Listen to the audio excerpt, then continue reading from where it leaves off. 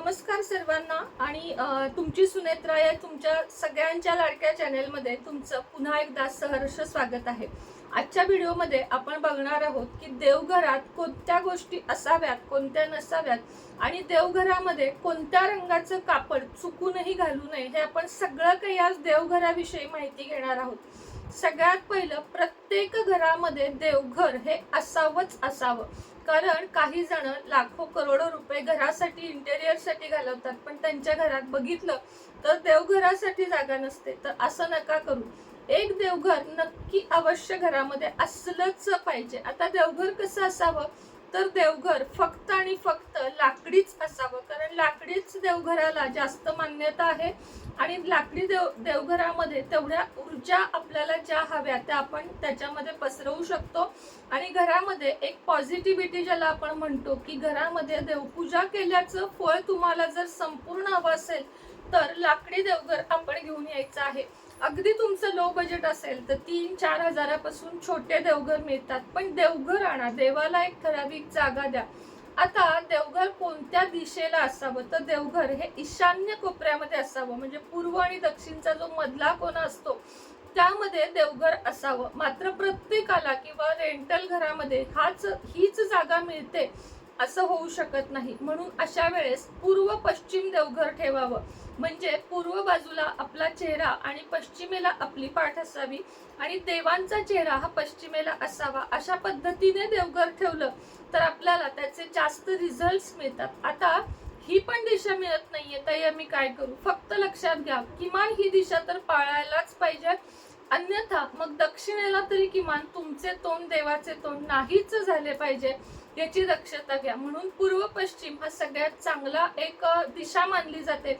आता प्रत्येकाला ईशान्य कोण घरातला समजेल असं नाहीये, तसं तर आपण जर कॅम्पस लावला ना, मराठी कॅम्पस, तर तुम्हाला अगदी स्पष्ट दिसेल की घराचा ईशान्य कोपरा कोणता किंवा आग्नेय कोपरा कोणता, हे आपल्याला सगळं माहिती पाहिजे। अगदी थोडक्यामध्ये आपण ही माहिती करून घेऊ शकतो।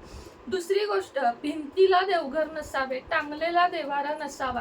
आता मुंबई सारख्या सिटीमध्ये 1 रूम मध्ये आपण राहतो, म्हणजे बरेच जण राहतात, एक किंवा अगदी छोट्या छोट्या 2 रूम असतात, त्यामध्येच टॉयलेट असतं, त्यामध्येच बाथरूम असतं। तर लक्षात घ्या, जिन्याखाली देवघर ठेवू नका अशा लोकांनी। आणि टॉयलेटची जी भिंत आहे, समजा ही भिंत आहे, ह्याच्या मागे टॉयलेट आहे, तर इथं कधीही देवारा आपला असू नये। बाकी मग तुम्ही तुमच्या सोयीने ठेवू शकता, कारण एक रूम असेल ना तर या सगळ्या गोष्टी आपण नाही पाळू शकत, पण किमान एवढं पाळा की तुम्ही जिथं पाय करता झोपताना आणि टॉयलेटची भिंत इथं तरी देवारा ठेवू नका, जिन्याखाली अगदी कोपऱ्यात एखाद्या देवघर सरकवू नका। तुम्हाला काही कारणास्तव भिंतीला लावावं लागत आहे तरी या 2 गोष्टी तरी तुम्ही नक्की पाळा, अन्यथा एक असं कपाट घ्यायचं जिथं स्टोरेज पण मावतं, एक लाकडी कपाट, आणि त्याच्यावर आपलं छोटंसं देवघर करा। कसंही करून एका रूम मध्ये पण आपण देवासाठी जागा करूच शकतो, कारण या देवांनी आपल्याला, परमेश्वराने, भगवंताने हे सगळं दिलेलं आहे, त्यामुळे त्याच्यासाठी जागा नाहीये आमच्या घरात ताई असा शब्द कृपया वापरू नका। आता तिसरी गोष्ट, देवघर कधीही काळपट कलरचे नसावे, असं फ्रेश रंगाचं देवघर असावं, त्यामध्ये पिवळा किंवा पांढरा बल्ब कायमस्वरूपी असावा। शक्य असेल तुम्ही घरात असाल तर अखंड दिवा असावा, पण अखंड दिव्याचे तेवढेच धोके पण असतात, म्हणजे घरात नसू आपण, एखादा पडदा असेल, लहान मूल असेल, म्हणून सकाळी 1 तास, संध्याकाळी 1 तास घरामध्ये दिवा प्रज्वलित राहील याची काळजी घ्यावी। कायम घरामध्ये अंधकार नसावा, देवघरात अंधकार नसावा। महत्वाची गोष्ट, देवघरामध्ये लाल रंगाचं कापड शक्यतो घालू नये, कारण लाल रंग हा अग्नीला दर्शवतो, अग्नी म्हणजे भडका, म्हणजे थोडक्यात वाद जर तुम्हाला घरामध्ये नको असतील, शांतता हवी असेल तर लाल रंगाऐवजी राणी कलर, मरून colour, orange colour, yellow colour, white colour सगळ्यात उत्तम मानला जातो। ऑफ व्हाईट आणि येलो कलर, म्हणजे पांढरा, ऑफ व्हाईट, येलो अशा रंगाचे जे खाली आपण देवघराच्या घालतो ते वस्त्र असावेत।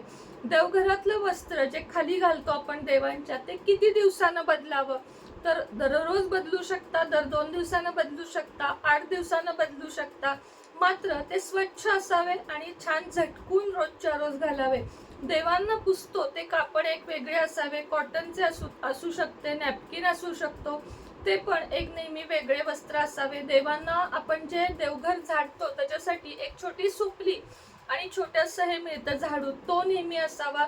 देवघराच्या वरती कोणतेही सामान नसावे. देवघराच्या 4 इंच सोडून वरती, आता माझा पण वरती स्वामी महाराजांचा फोटो आहे, कारण माझ्या इथे पण जागेचा अभाव आहे. आता मी जिथं बसली ना आता, ते माझं तोंड दक्षिणेकडे होतं आणि एवढी एकच भिंत मिळते, तिकडं खिडक्या आहेत, म्हणून मग मी महाराजांचा फोटो जो आहे ते देवघराच्या वरती एक हात सोडलाय आणि त्याच्यावरती फोटो लावलेला आहे, असा चालतो.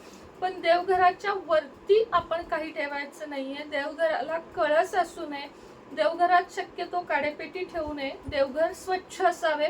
मूर्तींची स्थापना तेव्हाच करावी जेव्हा आपल्याला दररोज त्यांची सेवा करायला जमते, त्यांना स्नान, उदबत्ती, धूप, दीप एवढं तरी रोज दाखवायला जमतं.